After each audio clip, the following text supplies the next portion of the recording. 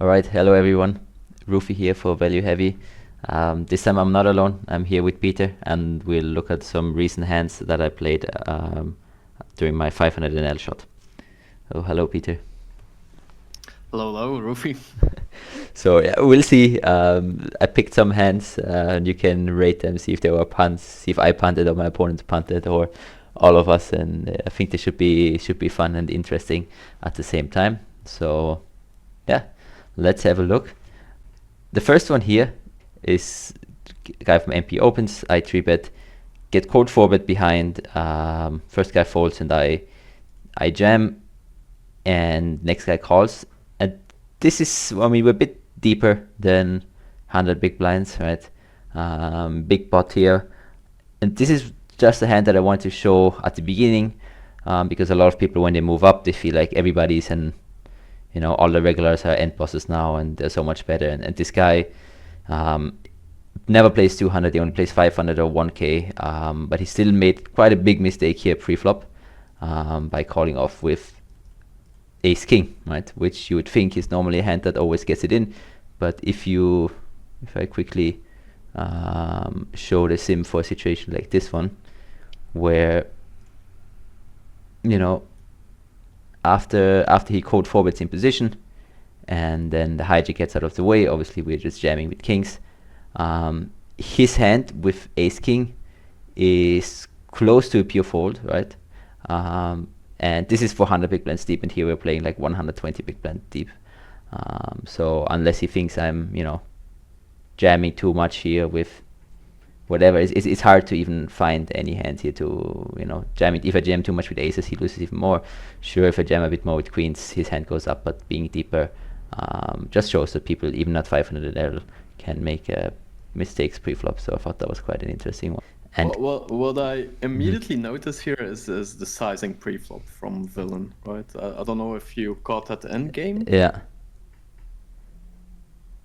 Yeah, his sizing is also, I mean, another thing, he's just too big, right? And there's no need to go that large. If he is bluffing, he can just size down in the spots, kind of click it, go to like 65 euros, 70 euros, whatever. But yeah, his sizing is just unnecessarily big, which is maybe why he thought he had to then call it off after he went for such a large sizing. But if he would have gone a bit smaller, he could have actually gotten away from his hand. Right? Yeah, I wonder how much that, like if we would try to put this in the solver, right?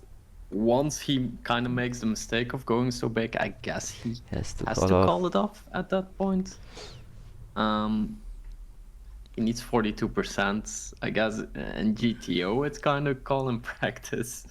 I'm not sure anymore. I mean, we could kind of see with Equilab quickly and kind of put in, the range that we have, right? So if we say we have two kings here, and here's ace king as the button here, ace king offsuit, right? And we say we have a range that is kings always, ace king always, and then let's say half of queens and half of aces.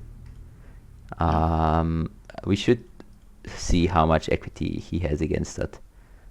Sorry, never mind. Yeah, I think against that exact range, he probably has fold. Right? It's all about, do you have bluffs here? Yeah, but not even the solver has bluffs, right? Because if you remember, if you go back here to the to the cutoff all-in range, right? We're not really supposed to have any 5-bet bluffs. It is not a spot where you need to have 5-bet bluffs here. So we should just supposed to have aces and queens. Sometimes slow play aces. Sometimes have queens. So unless he thinks, I guess now he has 42%, right? Again, he should just size down. So then he gets even worse pot odds and he can fold even more easily. But even if we say we have queens all the time, even now he doesn't have the equity, right? And that's with unless he thinks we slow play aces all the time, which I don't think he has any reason to have such reasons. I think he can just fold it. It's just to remind people, pre-flop is not, everybody still makes mistakes pre-flop. I definitely make mistakes myself, and even if you move up to higher stakes where I think all people are that much better, they make mistakes in quite trivial spots where people at least maybe should think about, okay, folding aces, right, pre-flop, especially when it's a bit deeper than 100 big blinds deep. Okay, here in the next hand we play against the recreational. He's been playing really wide, calling a lot of spots, playing a lot of hands, like 50% VPIP, 60% VPIP at least. So he opens and I'm just 3-betting any hand that is anywhere near reasonable, trying to get involved and isolate against this guy. He calls and we get the dream flop. He checks over. He guesses. What would you do here, Peter, when you flop trips heads up in a pot like this with a huge whale? Yeah, I don't think we ever want to check here in this situation against a recreational player, unless we know he just goes crazy once you check, obviously. Sizing wise, I think I would just start sizing up exploitatively, even though I guess in theory also sizing up can make sense on this board, right?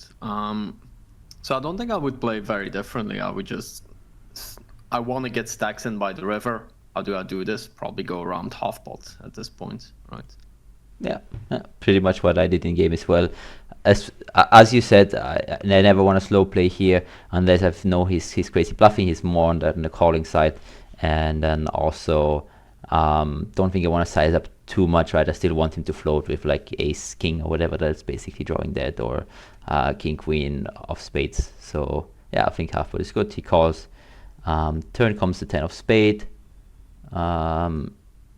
Maybe in theory good card for him, but in practice he checks. We just keep betting, hoping he now puts in the money, or we get a clean run out. So bet again. He calls. River comes a jack, completing the flush draw. What do you do here? Do you still go for all of it? Do you use a smaller sizing? We still have almost a pot size bet behind. So what I like to think a bit in game is how much do I expect this guy to just donk his flushes, which is usually a big percentage against recreationals, I would say. Depending on that, I might sometimes check, but I think the majority of the time we can still go for value here. I wonder if we can actually go small here in this instance.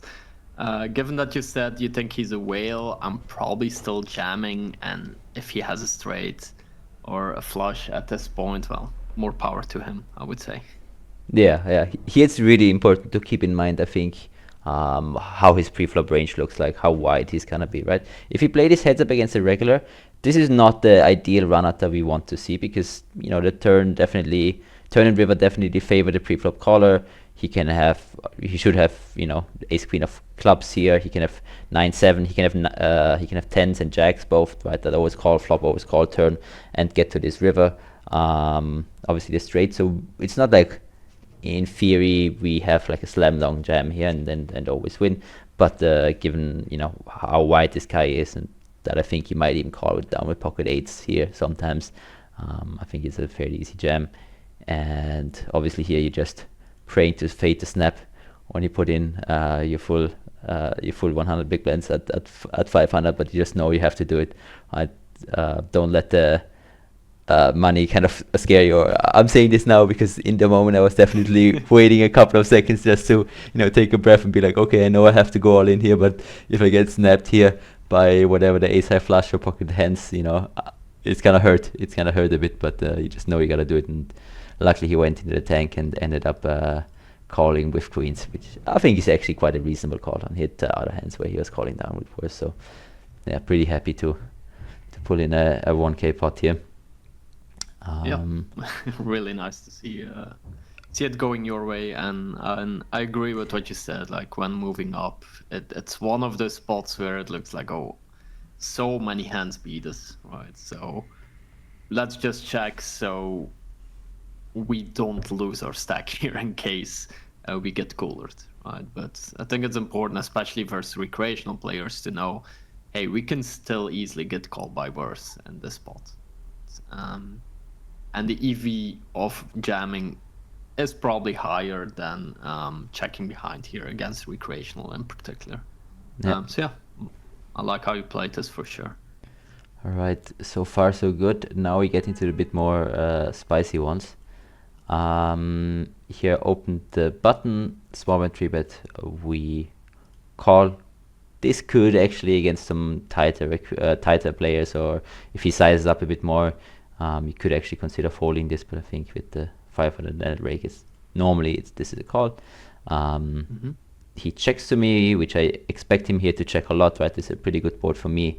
I expect him to check most of his range and then check fold, but also do a decent amount of check raising with, obviously his overpairs and then some overcards with backdoors. I decide to stab. Not gonna stab all my hands or pure, but I'm gonna stab really often here, especially with a hand like this one that, maybe folds out his king jack offsuit, folds out his king queen of hearts type of hands, and has nice equity and can also continue versus a raise, right? That's important here. So I start with a small bet, and we do face that raise to kind of a 3x sizing. Not great here, but I think we just have to call, right, with the backdoor flush draw to the nuts, and opportunities to bluff later. And we get a quite interesting turn. We get the 8 of spades, and he checks. So before I talk about what I was thinking here in game, curious to know what you would be doing here, or what do you think his range looks like? What do you think we are supposed to do here? Quite a unique spot, quite tough to figure out on the fly what to do. But yeah, curious to hear what you would have done here in game. Yeah, I'm definitely thinking in game this is an amazing board for us. Right? Like he shouldn't have that many sets and 2 pairs and straights, and we have all of them basically. Right. So I'm thinking this is amazing for my range. I want to bet a lot, and I'm probably gonna use a small sizing here. Now the thing is, King 8 suited, where does that fit in, right? And I feel like King 8 is not strong enough to bet here and not weak enough to bluff, right? The thing is, how do we think his range is constructed? I guess he's gonna have those like auto folds where it's something like, let's say, Queen 10 of diamonds that check raised flop and now gives up, right? And then he's still gonna have all those overpairs that definitely check raise the flop often, I would say, and now just are not strong enough to continue betting. But it's also really tough to get somebody to fold an overpair on this board, I guess. I'm thinking King 8 here. I don't really have a decision. I think we just have a check, go to river, go from there. Yeah, no, that's basically all I'm thinking. Yeah, good. Now I agree with everything you said. It's a kind of a weird spot where I would actually wish, to just have like Jack 10 of diamonds, and I could just blast off and know and know what to do, because it's just easier, right? Or at least have pocket 8s and just drilled it on the turn or something, right? But now we have this kind of hand that's in the middle, and yes, this board is really good for us, but I don't think he's folding over pairs here with this SPR left, right? Like, as he also knows that I have 8-9 and that I have hands like King 8 and Ace 8, and then the overcards with backdoor that I call on the flop. Not all of them. Some of them will have to fold, but I'll still have them. So he's just gonna close his eyes and press call, or maybe jack jam on the turn. So yeah, I think I wanna check back this hand. Is it gonna be hard to protect my checking range? Yes and no, right? Because if I have 6-5 or pocket 6s or pocket 8s here, I don't hate checking back, because if he has king queen of diamonds, he is kind of drawing that here on this flop, unless he draws search up. But similar to if he has a hand like that, it's also not that bad to check back with king 8 and see what he does. I'm not sure if that's a board where he's gonna bluff too much on. So I decide to check back, and then in river comes another very, very interesting card. From good board to good turn to, not sure. I guess it's good for me. At least that's what I was thinking in game. And I guess I should either chop or be allowed to win here very often, but wasn't that easy because he decided to jam. Now, what do you think now? What's he doing this here with? Yeah. This is a weird spot. Now, like in these situations, it's a bit okay. I think a lot of our hands are going to be indifferent at this point, right? Obviously, if we have a 9, we can snap call. Have a flush, we can snap call. But like all our other hands are a bit like, okay. Like the thing is, he should do this with, I guess, a 9 or flushes, right? For value. Mm-hmm. And I'm not sure we're going to have many hands where we can use maybe blocker properties versus a 9 or flush. Like how many once pay type of hands do we really have at this point? I don't think many. How many hands that like block ace 9 or something, but like how does he even have ace 9? Or like I guess pocket 9s would make sense. But yeah, that's not really a hand we can block. Yeah. Like the most important thing I'm gonna think in game is how likely do I think this is overbluffed or underbluffed? Mm-hmm. And it's a 500 NL rack, so he might be a bit better than expected, but I would think this is still kind of underbluffed from regulars at least this spot. So that's gonna make me lean towards folding in a spot where our hands. I guess our range needs to find some calls besides flushes and straights normally. But if I think he's under bluffing, I think we can just overfold and just not even think about king 8 at this point.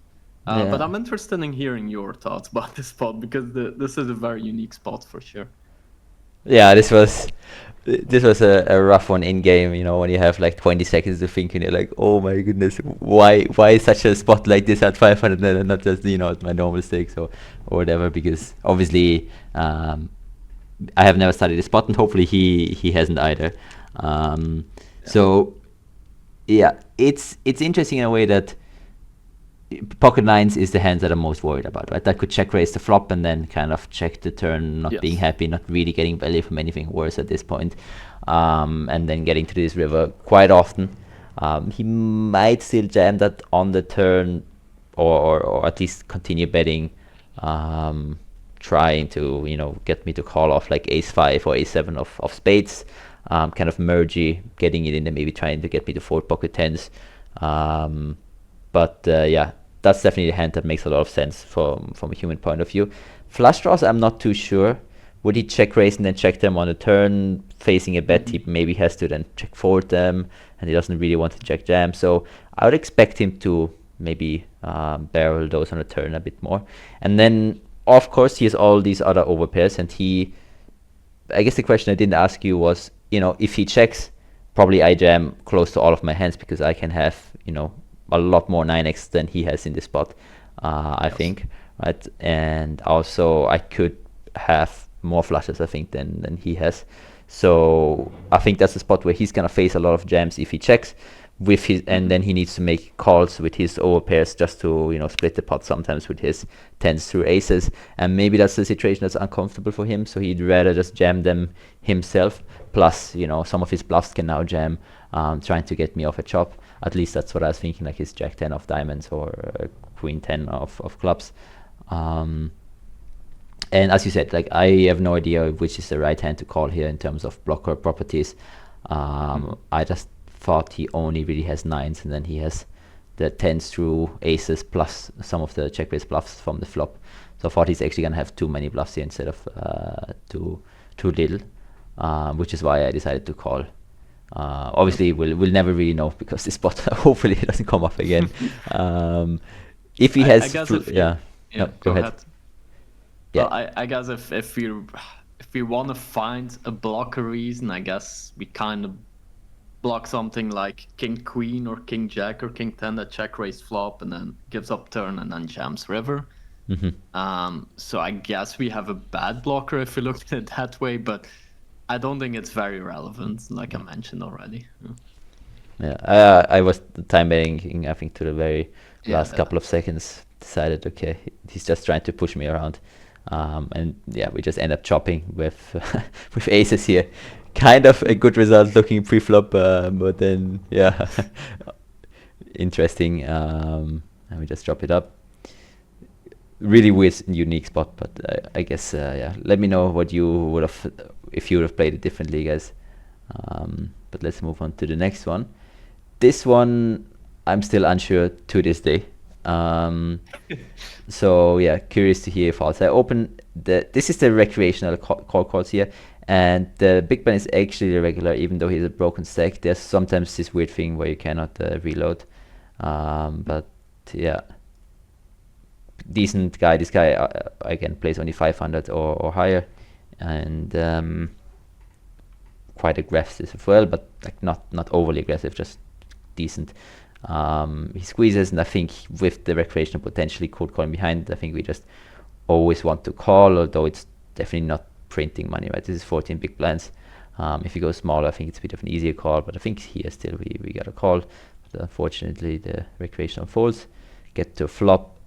He goes half pot. I think here, not too much to be said. We just call nines, tens, eights with a heart and fold it out. Call our jack X, call our 7x, call our flush draws, maybe king queen of diamonds, etc. Ace queen of diamonds. So very easy call. And now he checks on the turn, and we have the first decision, the real decision of the hand. So again, I'll let you. What would you do here, Peter?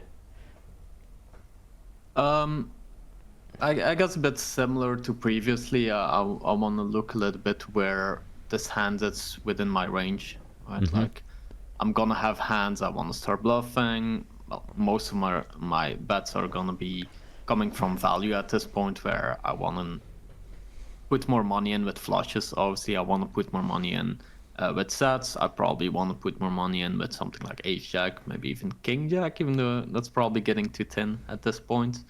And then I think nines is one of those hands where I don't think we necessarily need to turn this into bluff. But I think it's very borderline to go for value here with nines with a heart. I think without a heart, it's a pretty easy check. With a heart, you could argue that we still have quite a bit of equity, like more equity than nines without a heart, and that makes it fine to bet. Personally, I would always still check this hand, but I'm wondering if you think this is good enough to go for value here. Yeah, so this is one of these spots, right, when he checks out of position to you, where we'll mainly use a small sizing because the SPR is so small, and this allows us then to kind of still put in all the money with our good hands by the river, but also check back with weaker hands, right? So betting a one pair hand here is fine, even if we don't plan on going for another street of value, just to kind of freeze the action and force him to force the right amount of money in, right? So here we can bet like 50, 60 euros and then check back on the river. Now, the way for him to counter this is obviously to check jam or to check raise, right? Which at lower limits doesn't happen often, or maybe even never, right? Depending on what who your opponent is. So, and if they do it, they never really do it with a bluff. So it's sometimes a good strategy to bet here 30, 40 euros, which is like 15, 20, 25%. Go for really small bets with all of the hands that you don't want to see any bad rivers, right? Even if you have six, seven of spades here, just bet really small, kind of make him fold his ace king or get one more street from ace king, and then check on the river, right? Make sure that no hard comes, no overcard comes. You don't have to have a bluff catching decision by the river. The problem is if we keep doing this against a good regular and he has bluffs us check raises on the turn, we're in a really shitty situation, right? If you bet here 60, 70 euros and he jams over the top, it's really annoying because, we beat all of his bluffs and we even have outs to outdraw his, pocket queens with no heart here, for example, given that we have the heart. So in knowing that my opponent is very well capable of that, I decided to check this back because this is the type of hand class that I don't want to bet fold with having the extra heart. If I had here hand like 7-6 of spades, I'd be more comfortable just betting, and if I get jammed on, well, or just fold, or of course if I have a hand like 10-9 of clubs that I call on the flop, right, I can just bet. If I get jack jammed on, I don't fold out a lot of equity, but I think with a hand like nines, I mainly want to check back. So that's what I do in this hand. We get a I 100% agree with everything you just said. Okay, good to hear that. But yeah, as with all of these hands, it never gets easy because now our opponent is all in. Oof. And yeah, obviously not hoping to see that. Pot size jam. We need around 33% equity. Again, up to you. Do you call here? Do you fold here? Do you think this is over or under bluffed? As I said, I'm still not sure to this day. Like this is a spot where, like, from the start, I think we need to realize, okay, our hand is probably in theory indifferent, right? Yeah. I don't think the nine of heart is super relevant here. Like, sure, there are gonna be some 9x of hearts in his range. Like, yeah, he might be squeezing ace 9. He can squeeze 9-8, 10-9 top of hands, sure. So it's a little bit of a blocker factor. It's definitely better than not having a heart, but I don't think it's super relevant. I think what's more relevant in this spot is, okay, we don't beat bluffs. Well, we beat bluffs, we don't beat value. How likely do we think it is that this guy is overbluffing, underbluffing? And I'm just gonna make my decision purely based on that in game. Mm-hmm.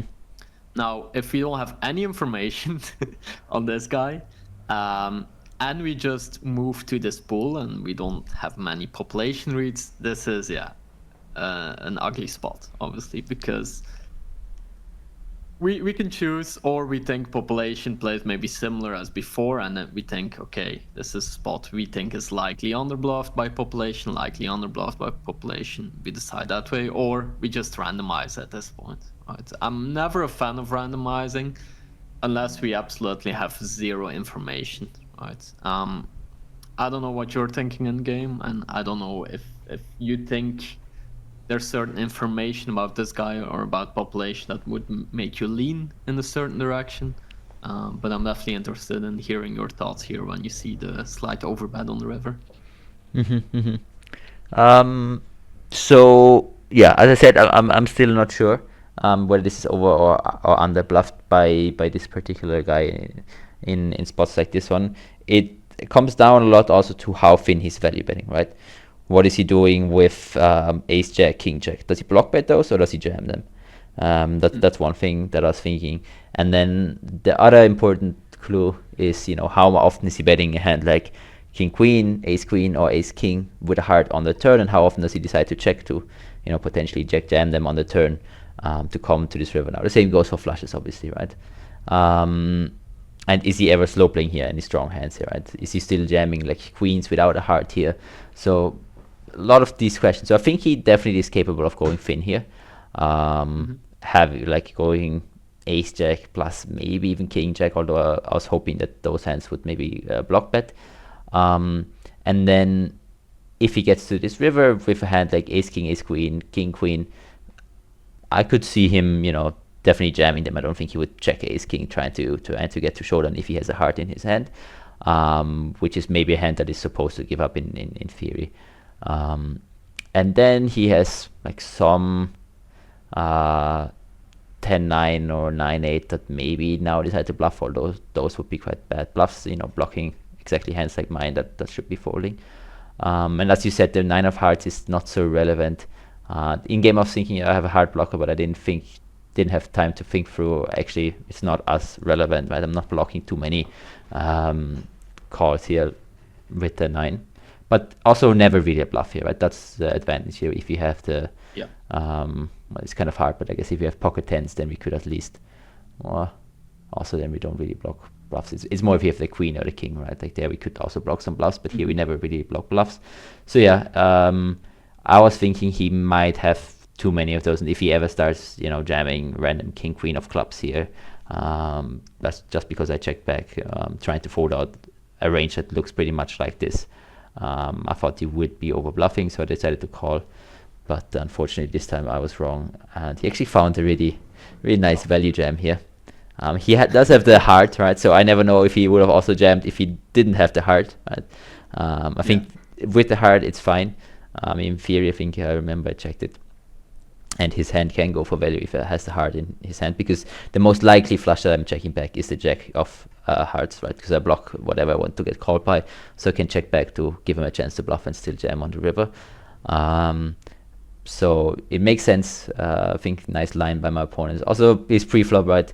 Nice squeeze with the recreational close spot. Unfortunately, this time it goes to our opponent.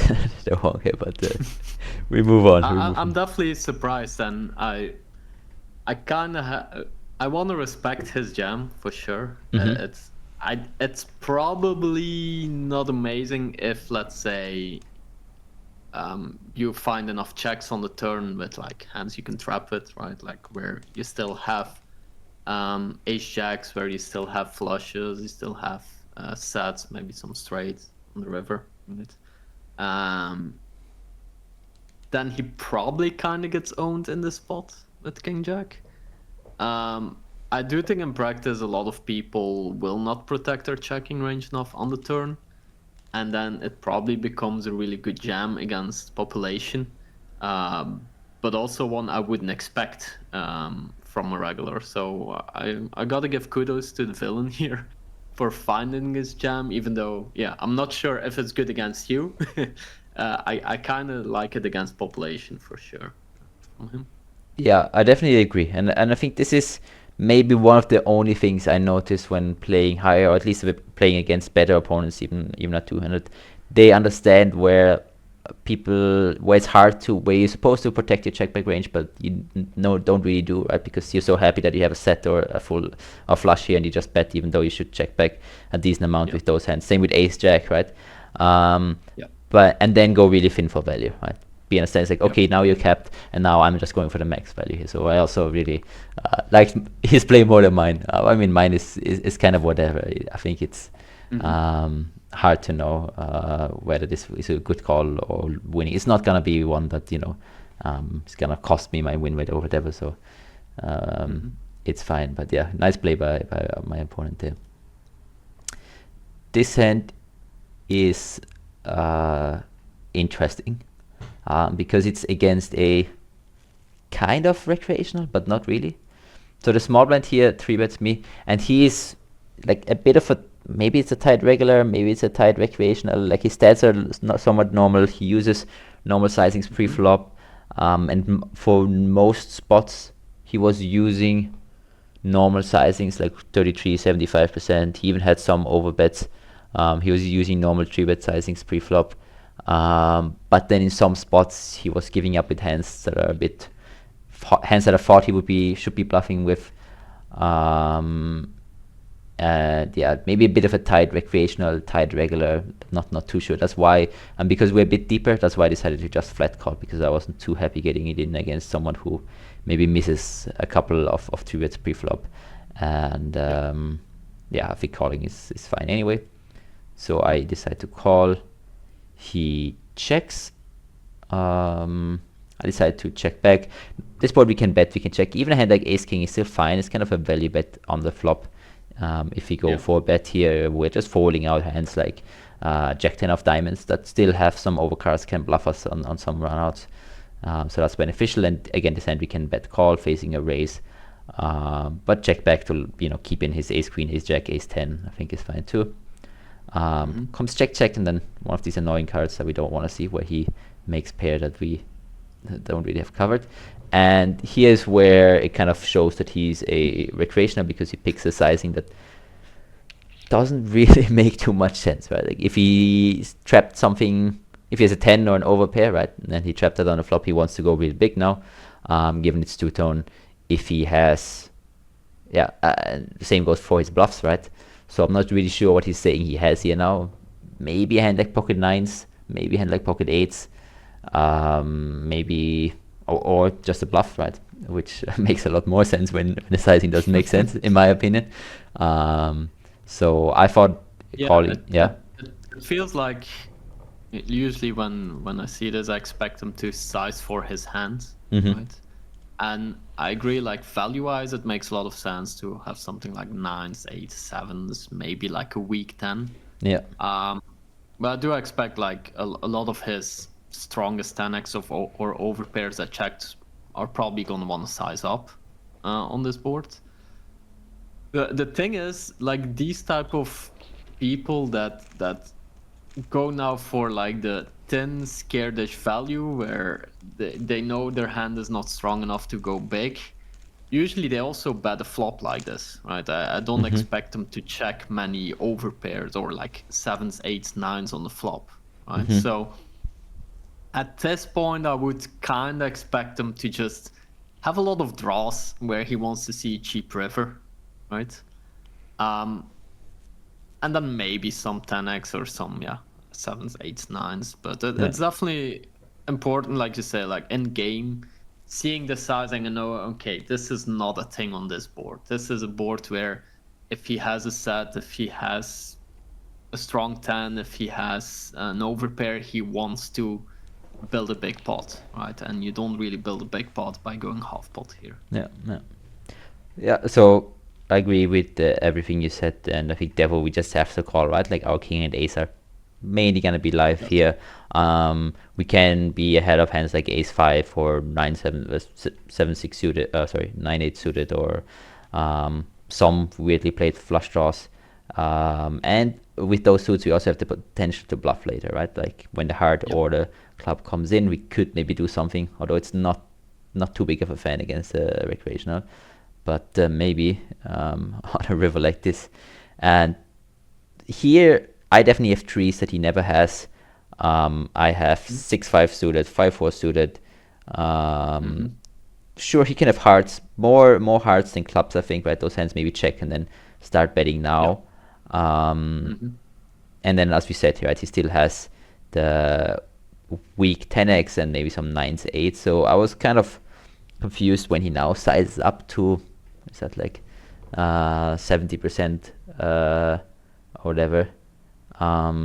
So yeah, curious to hear what you think he has now, or what he's trying to rep, or does it even matter? I like what you say. It doesn't really matter at this point, I think, because we have so many straights and 2 pairs and flushes and 10x, and I don't think it's super important that we have the king of hearts here. I guess you could argue if we have the ace of hearts, there's more possibilities here. I think we just have an easy fold against especially the type of opponent that you described. I think it's just gonna be very face up. This river should be a lot better for our range, like you said. And then when he sizes up, he's basically saying he doesn't care. So does he have like king, queen of diamonds that just going crazy for no reason? Or does he probably just have something that wants to go for value? And I think it's usually just the second. So I was also thinking pretty similar to you in game here, where I was expecting a lot of checks, and then I can check behind, I guess, and mainly win, or I go for an overbet shove. I actually wasn't too sure what to do on this particular river.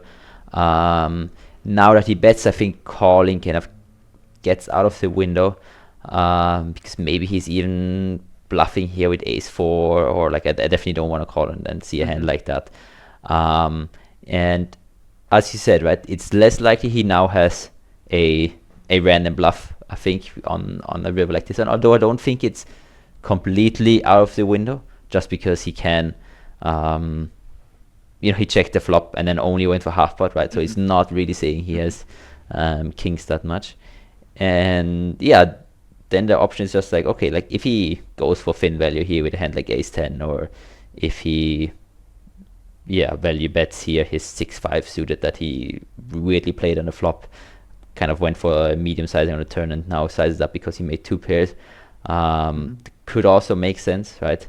So I would definitely prefer to have the ace of hearts if I want to bluff jam, but I still thought this might be a spot where, because my range can have so many stronger hands, and we're playing a bit deeper than 100 big blinds, he was the kind of guy that was a bit scared when he came to bluffing. I was like, maybe he's also scared calling off a bit, deeper than more than 100 bigs.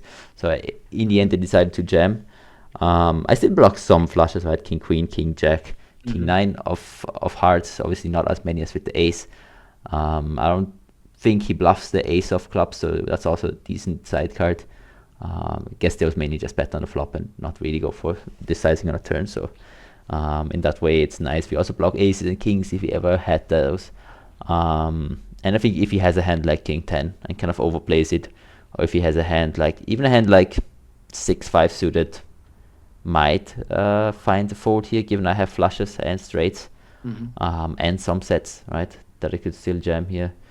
I went for the jam. Not sure. This could be the punt. So here, curious to know what you think, or the guys in the comments. What I'm thinking is that he probably doesn't have enough bluffs to start with, right? And that always makes it way less interesting to jam, because you already don't have the auto folds in there. Yeah. So it's more a value heavy range where we're hoping he now overfolds value, right? Yeah. And against recreation, I think that's a little bit too much to ask. At this point, I'm obviously not. I do think like if he has ace 10, he's not gonna love this, and he's probably gonna fold quite a bit like that.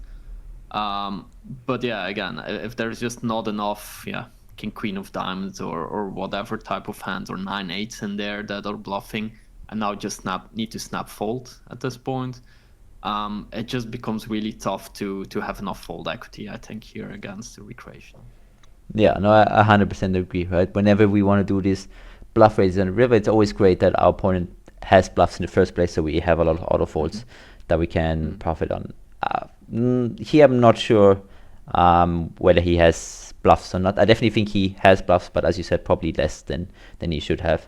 But then against the recreationals compared to regulars, there's always the advantage of when you make plays like this, there's gonna be spots or situation where they maybe fold close to everything, right? Where regulars will always have some calls. If they use normal sizings, they will always have some nuts in their range, right? And unless the board runner is super favorable for you, they will always have some calls, right? While here it could be that he never has a strong hand because of his sizings. At least that's what I was hoping for. But yeah, this could be the punt of those hands. But luckily, luckily he did fold. So was it a tank fold or was it a snap fold? That's most important, right? It didn't take him that long. It barely activated time bank, and then he was out. Definitely a couple of seconds that made me quite nervous in my seat. Like always with these spots, like I try to go all in and then just look away, go to the next table, and be like, okay, when I come back, I just don't want to see my restack, my 100 big blinds. I want to see a bit more there, but luckily he folded, and we got this one through. Let's do maybe one or two more. Which hands do we have here? Yeah, this one is maybe a good one to end on. So this is another really strong regular. It's one of the guys that also plays 1K, so not great. There's a flop where I just simplify to range checking. Such a good board for him. Also nice against the regular to protect your range and have comfortable calls at least on the flop and the turn. And this is what happens. He bets half pot on the flop. We just check call. Would maybe check raise my lower overpairs here, but not check raising too much here, right? Even if I have jacks here, there's so many ugly turns. The club can come, the 4, the 5 can come, the 7, the 6 pairing. There's a lot of runouts given we're 100 big blinds deep that I'm not feeling too comfortable stacking off, so I want to do a lot of check calling. Do you think with a club you would maybe check raise a bit more on the flop, or do you think it's not super important here? It's kind of relevant. It helps you to have this little bit of extra equity here. So I would raise, I think aces I would always play as a check call, even though maybe solver mixes in some check raises, and then check raise my jacks and 10s with the club maybe a bit more. But I think this hand kind of plays itself until we get to the river. Even though on the turn he sizes up to like 80 something % here, which is kind of a weird sizing, not too sure, but I think we still beat some ace 9, king 9 that he bet on the flop, now got there some 9-8 that bet to that check back and river, so I think we have a very easy call again. Never really raising here, right? If I raise, you get 3-bet jam down, that's just horrible. River is good in the sense that we counterfeit some 2-pair, but bad obviously that the flush gets there and we don't have a club in our hand. And we check, and now we have basically the decision where he goes for now a bit over pot. So I'm also curious to hear, like, these sizings were really unorthodox to me. Like, seeing half pot on the flop is what I was expecting, but then 84% on the turn and now 105% on the river really threw me off here. Not too sure what that means, or also not too sure what is his finished hand that he bets for value here. Like, is it a straight? I guess it's a straight. Does he go? Is he going larger with them? Does he bet full houses like this, or does he want to go larger with them too? So yeah, obviously. Yeah, does he ever bluff on the turn with a 3 and then now go for value? Yeah, like ace 3 or king 3 or something. That was bluffing and now value bets. I didn't think he would ever bluff a 3, but yeah, definitely the loads of value hands, right? He has 5-4 offsuit all the time. He has 10-8 offsuit pretty much all the time. He has all the flushes. He has sets 3s, 6s, 7s, maybe 9s, even at some frequency. Yeah, the only good thing is that he cannot value bet 7-6 or 9-7 anymore. So what do you think? Do we call? Do we fold? Do we need to have a club in our hand? In these spots, like small blind versus big blind, when you face bet on the board, that's quite favorable for him. I definitely want to look a bit at my own range, how I think I'm, like, which hands do I arrive at here on the river? Like, how many slow played sets that turn into full house? How many flush draws? Like for example, very easy, like ace x of clubs is very easy, call, and now we have a flush, right? Like, how high is ace is still in my range at this point, right? Like, how many auto folds do I have here, and how many strong straight flushes, full house do I have? How many 3x? And then do I kind of need to call ace? Because I don't think this is a spot I necessarily want to overfold or anything. So, like in previous spots, it was a bit like, oh, I think we can just, based on this opponent, overfold, overcall. I think here it's a little bit more a spot where I want to look, as I said, at my own range and think, okay, aces, how strong is this? Yeah, it feels very borderline for sure against the slight overbet. Yeah, where are his bluffs coming from at this point? Yeah, it's like those ace 5s, ace 4s. Do they still bet the river? It's a tough spot, I would say. And I'll be honest, like, big blind versus small blind or small blind versus big blind single raise spot is also not my strongest, because his range can be incredibly wide, and then it all depends how many hands does he select to start bluffing flop, continue turn, continue river, right? Some people massively overbluff this, some people just barely have bluffs at this point with this run out. Yeah, with aces. Like, if we have a club, it's an easy call, I think, already, right? But with the 9s, I said the 9 of hearts is not super relevant. Here, the ace of clubs is quite a bit more relevant. Not having the ace of clubs already sucks.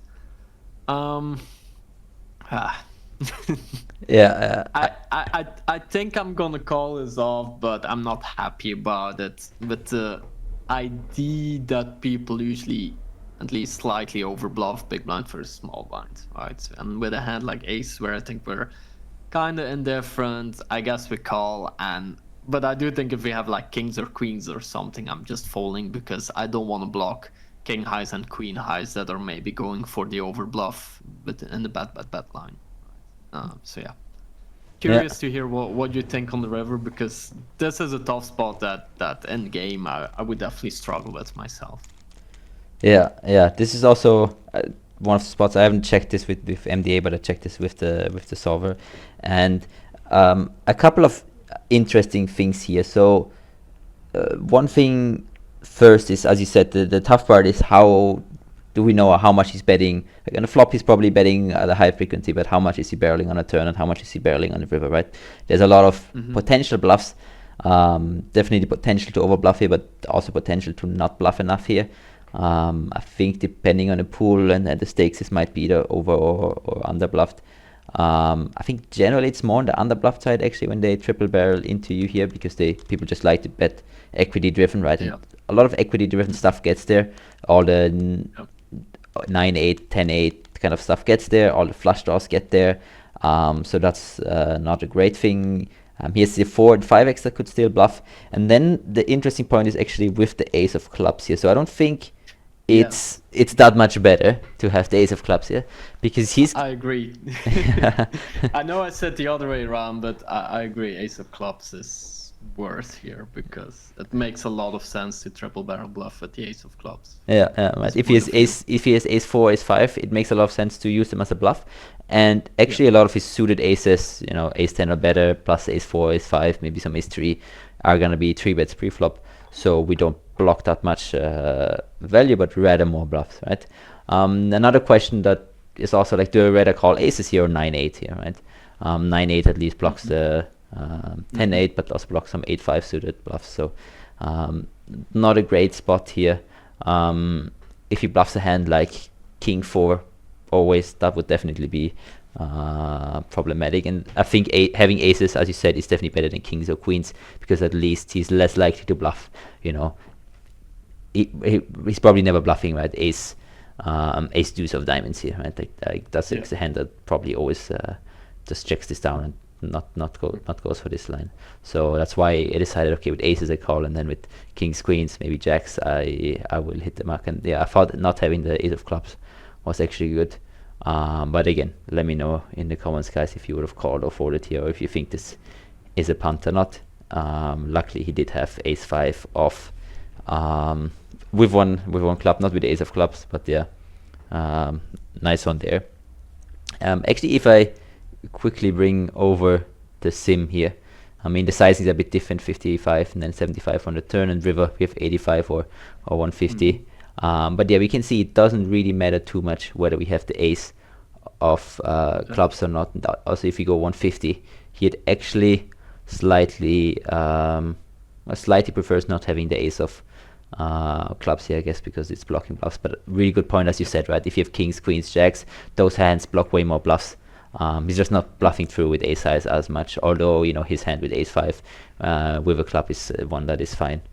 Surprise, surprise, my opponents play well, but he's bluffing. He can bluff more with a hand like queen jack with one club, and that's a hand that we don't really want to block when we have queens or jacks, but we shouldn't really block when we have ace size, right? He's not bluffing that many ace high hands other than those ace 5, ace 4. So I think we can call it a video here. Some interesting hands. Let me know in the comments, guys, how you would have played these hands. If you think they were punts. Feel like I ended up quite stationary. I was calling a lot. Maybe that's also the fact, but trust me, I also fold. Some close spots. What do you think? Am I too stationary? What I see here in these hands is I feel like you didn't really change your game. I feel like you just play the same as you would play on lower stakes, on 200 NL, 100 NL, 50 NL. Yeah. And it's really nice to see that consistency even on higher stakes, right? Which is a really good sign. And your opponents are gonna be better. And in some spots they're gonna put you in a lot more tougher spots than maybe 100 NL regular would put you. Right? But if you have confidence in your game, like you do, and you know where you get your calls from, where you get your folds from, then you just can only grow by moving up in stakes. Yeah, we'll definitely agree. I mean, here in the video, we obviously try to show it in the euro amount to make it interesting for you. But when I play, it's just big blinds, right? So sometimes I don't even realize well, I do.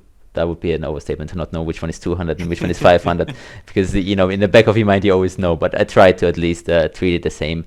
And some opponents are better, but some opponents are still the same that play the lower limits. And as we said, as we saw in the first hand, some people even make mistakes pre-flop there. So definitely keep feeling confident. And yeah, maybe we'll add a graph at the end just to see. But it's not a lot of hands because 500 is not running here all the time. But I'll keep you guys updated in Discord how the shot take is going, and hopefully we can do some more. We can share some more 500 NL hands in the future.